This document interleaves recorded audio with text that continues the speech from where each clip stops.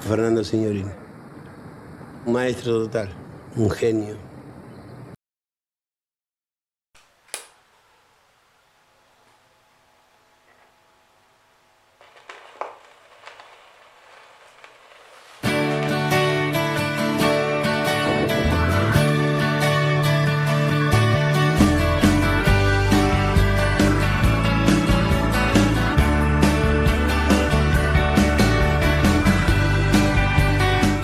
Una vez le escuché decir al famoso escritor Sacheri que hay quienes sostienen que el fútbol no tiene nada que ver con la vida del hombre o con sus cosas más esenciales.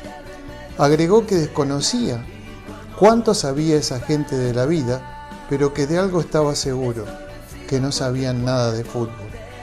El protagonista de esta historia es un hombre que, como diría Serrat, hizo camino al andar, y al andar se hizo sabio en las cosas de la vida y, por supuesto, en las cosas del fútbol. Lo más curioso es que el autor de este libro no vivió toda esta época primera de Diego Armando Maradona. Lo conoció en Barcelona unos años después y se transformó durante 14 años no solo en su preparador físico, sino en casi un segundo padre. Fernando Signorini, autor de Diego desde adentro. No puedo cambiar. Tu carrera empezó en tu pueblo, en Lincoln. Dijiste después que no te considerabas preparador físico, sino preparador de jugadores. Claro, porque sí, fue en Rivadavia de Lincoln. Un muchacho de Taca Herrera. Era un defensor de un cuerpo de gladiador y, sin embargo, en los entrenamientos siempre estaba cansado, hasta que un día decidí hablar con él y claro, me dijo que él llegaba muerto al entrenamiento por su trabajo. ¿Y en qué trabajás?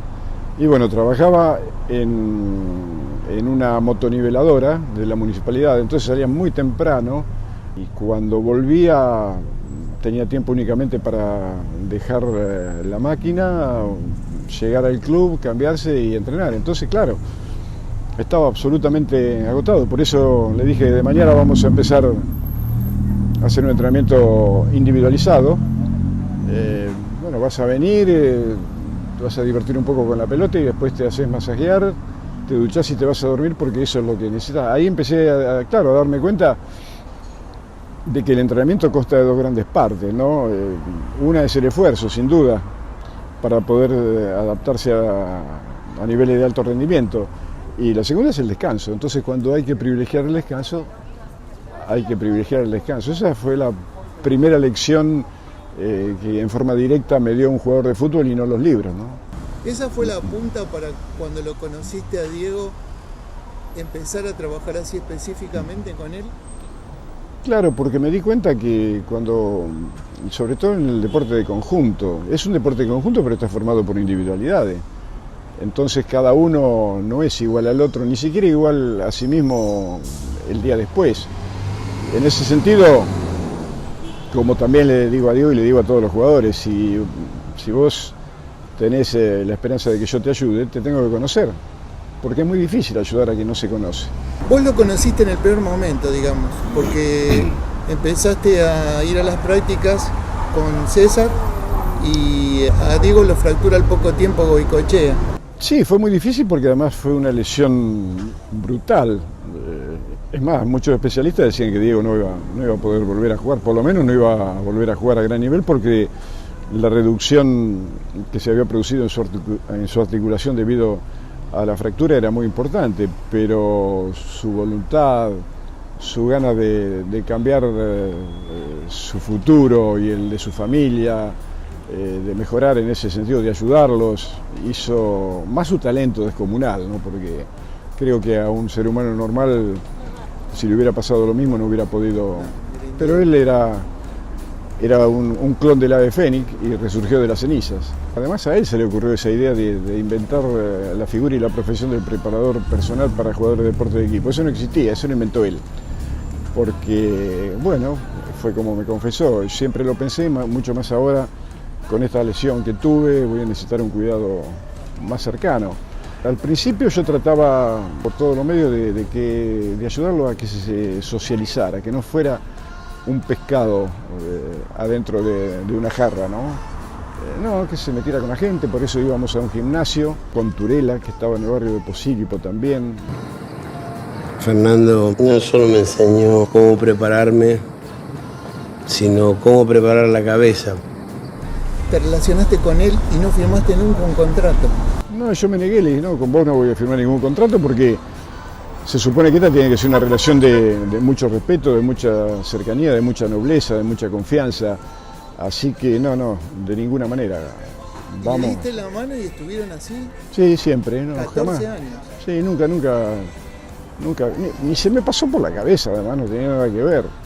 ¿Qué más le podía exigir a alguien que transformó mi vida rutinaria, aburrida seguramente, en una vida maravillosa, lleno de colores, la mía que era gris, ¿no?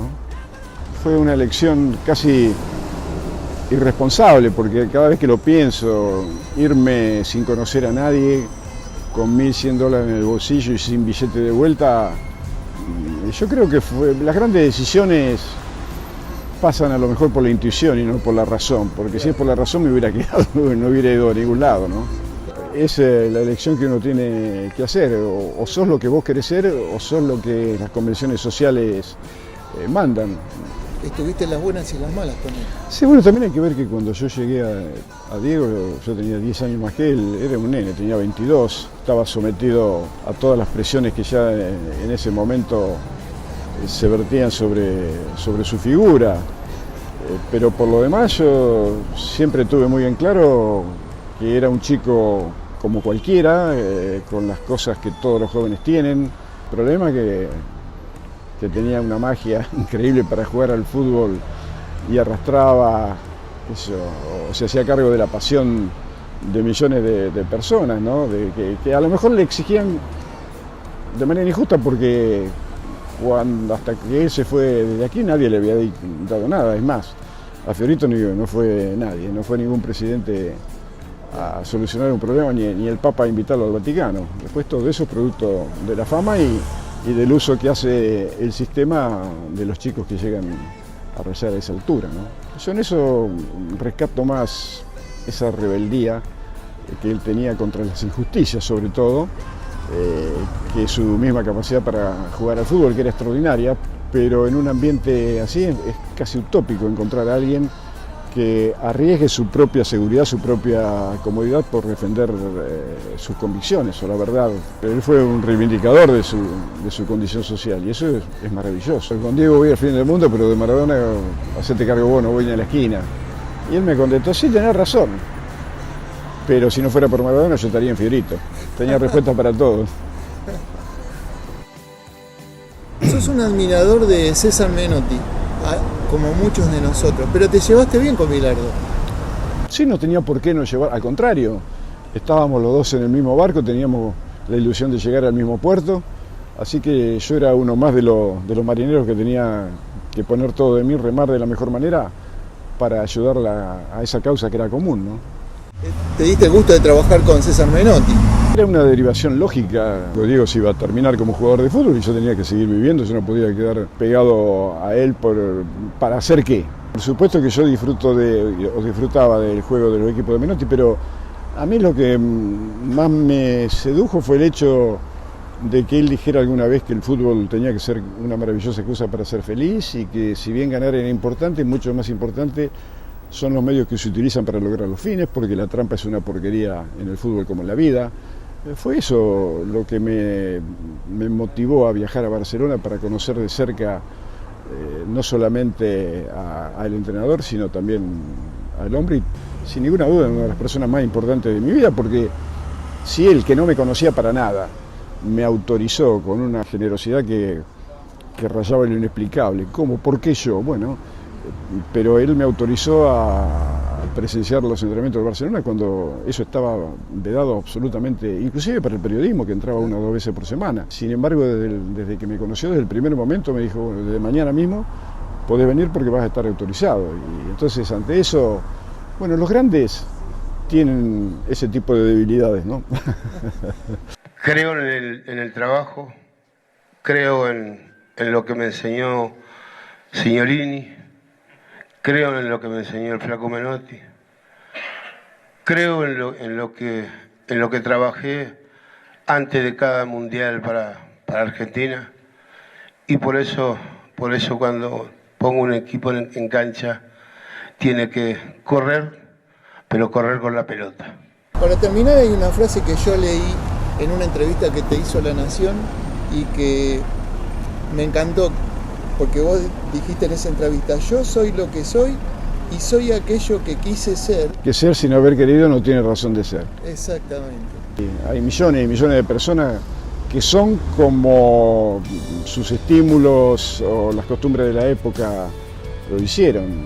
Yo llegué a un momento que dije, no, yo no quiero ser ni como quería mi papá, ni mi mamá, ni mis amigos. Yo quería ser como yo quería ser.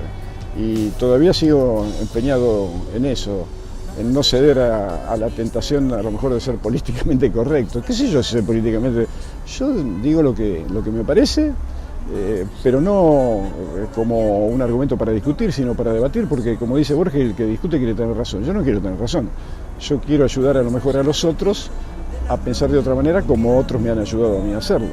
Y sin dejar de ser el que sos. No, eso por supuesto, porque si no sos quien realmente querés ser, no sos nada. No. Al final no queda nada más que lo que soy. Serás lo que debas ser o no serás nada.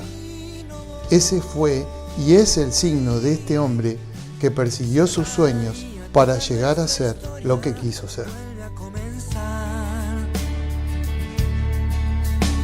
Si cada paso marca la memoria y el tiempo nunca vuelve atrás, entonces si lo hicimos bien o mal no importa, aprendimos la lección.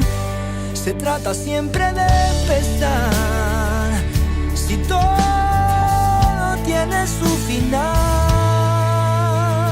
y al final me ayudó muchísimo Fernando Signorini, que quiero recordarlo porque fue mi preparador físico, pero fue un consejero muy grande a través de toda la cultura que él tiene.